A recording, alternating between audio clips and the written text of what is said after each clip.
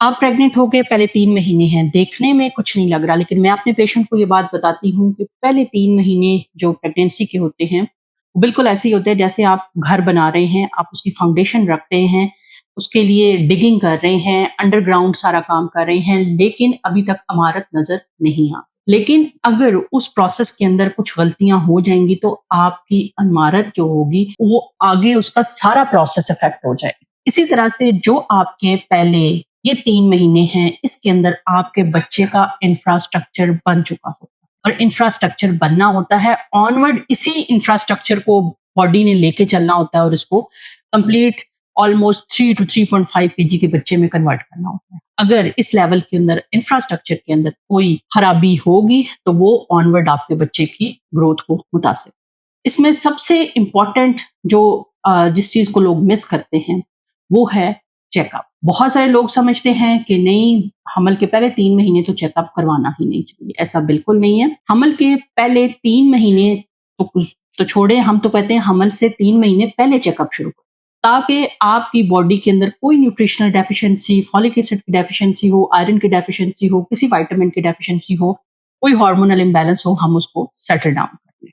उसके बाद जब आप प्रेग्नेंट हो जाते हैं, उसके बाद एक ही हार्मोन पेशेंट को चाहिए, बेबी को चाहिए होता है, vitamin, that is folate, L methyl folate. बहुत सारे लोग इसको फॉलिक एसिड भी कहते हैं। फॉलिक एसिड सिर्फ बोलने की हद तक है, लेकिन इसकी activated form L methyl folate होता है, वो बेबी को चाहिए है। अगर आपने पहले 3 महीने फॉलिक एसिड नहीं खाया, तो आपकी बच्चे की जो इतनी एक्सपोनेंशियल ग्रोथ थी, उसको सपोर्ट करने के लिए आपकी बॉडी के अंदर फोलेट इतना ज्यादा नहीं होता, जिसके नतीजे में होता यह है कि आपकी बेबी की जो फाउंडेशन है, दैट इज वीक। अगर इस दौरान आपने कोई एक्सेसिव रेडिएशन एक्सपोजर कर लिया, कोई एक्सरे करवा लिया, कोई सीटी स्कैन करवा लिया, तो वो भी आपके बच्चे को नुकसान पहुंचाएगा और डेफिनेटली पहुंचा सकता है। क्यों? क्योंकि बच्चे के जो बनने वाले अज़ा होते हैं, वो बहुत नाजुक होते हैं और वो उसको डैमेज कर। तीसरी इंपॉर्टेंट चीज, अगर इस दौरान आपने कुछ ऐसी मेडिसिन का इस्तेमाल कर लिया है जो कि बच्चे की ग्रोथ को रोक सकते हैं, बच्चे की ग्रोथ को स्लो कर सकते हैं और बच्चे की बनावट के अंदर रुकावट कर सकते हैं, तो आपका बच्चा बनावटी तौर पे माजूर भी पैदा हो सकता है। इसी तरह से कुछ हार्मोन्स होते हैं जो कि बच्चे की सस्टेन्ड ग्रोथ के लिए जरूरी होते हैं। प्रोजेस्टेरोन, वो बाज़ औक़ात हमें इन पहले 3 महीनों के अंदर सप्लीमेंट करना पड़ जाता है, अगर कि बच्चादानी जो है वो अ, उसको ज़रूरत होती है। लेकिन अगर आपको वो ना दी गई, तो आपकी प्री टर्म डिलीवरी, मिसकैरेजेस के रिस्क बढ़ जाते हैं। कुछ पेशेंट ऐसे होते हैं जिनमें इन पहले 3 महीनों के अंदर ब्लड बहुत गाढ़ा हो जाता है और हमें उन पेशेंट्स को ब्लड थिनर देने पड़ते हैं।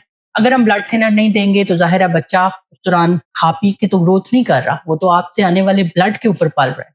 अगर उस ब्लड के अंदर कोई क्लॉट्स बन जाते हैं और इसके अलावा ब्लड कम आता है, तो बच्चे की ग्रोथ रुक सकती है, बच्चे की ग्रोथ मुतासर हो सकती है और आगे जाके मिसकैरेज या आईयूजीआर यानी इंट्रा यूट्राइन ग्रोथ रिटार्डेशन हो सकती है।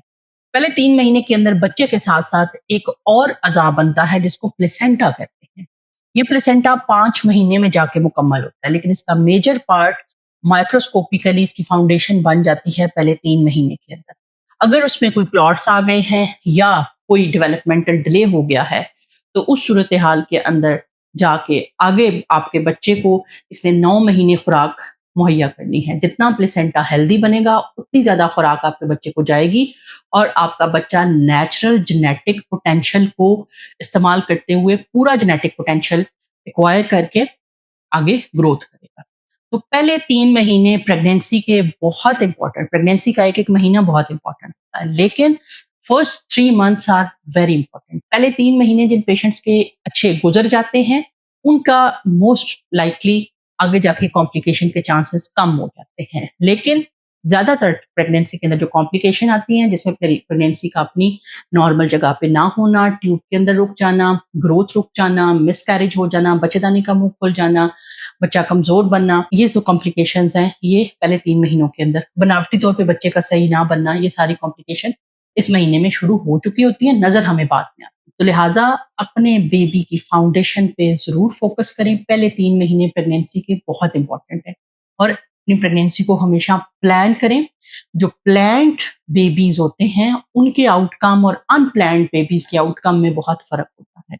इवन दिस इज कंपेयर्ड कि प्लान्ड बेबी के आईक्यू जेनेटिकली जो वो एक्वायर करके और डिलीवर होते हैं उनके और अनप्लान्ड बेबी के आईक्यूज में बहुत फर्क होता है। लिहाजा आपने बहुत लोगों ने अक्सर ये देखा होगा कि फर्स्ट और सेकंड किड चूंकि प्लान्ड होते हैं उसमें मदर की एज भी अच्छी होती है और अक्सर वो जो बच्चे होते हैं वो ऑनवर्ड अच्छा परफॉर्म करते हैं as compared to the subsequent kids, क्योंकि सब्सिक्वेंट किड्स मोस्टली अनप्लान्ड होते हैं।